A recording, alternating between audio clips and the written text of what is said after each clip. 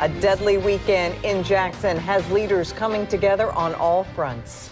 As WJTV 12's Margaret Ann Carter reports, this all comes after 2 people, including a pastor, were gunned down within a 24-hour stretch. Margaret Ann. Well, we're not even halfway through the first month of the year, and already there's been 5 murders. Today, the governor called out city leaders, saying it's time for our leaders in the capital city to act. I will join them to stop this violence together, or will do so as governor on my own. This must end. Now, city leaders are responding. Well, I said, let's fix it together. I'm willing to work with anybody who's genuinely aimed at fixing a problem and solving some of these solutions. And I would say to the governor, I appreciate that support, and yes, he can get involved.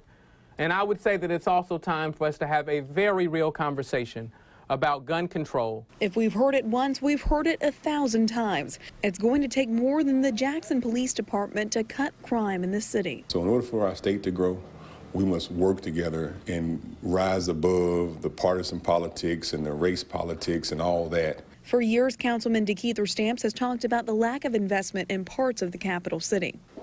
Lack of opportunities, lack of jobs, and lack of economy creates this animalistic behavior. Folks aren't robbing people if they're tired from a long day's work. So let's do that. Let's do what government's supposed to do.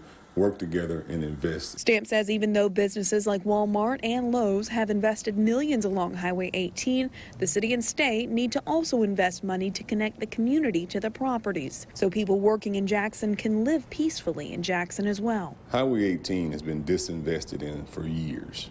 Now you have a major state highway with apartment complexes across the street from Walmart.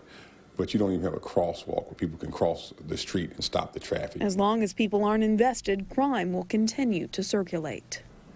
The Jackson that's in our heart does not match the Jackson that's in our eyes. And officials say they're thankful for the community stepping up to help them arrest the suspects in both of these weekend murders within less than 24 hours. Melanie?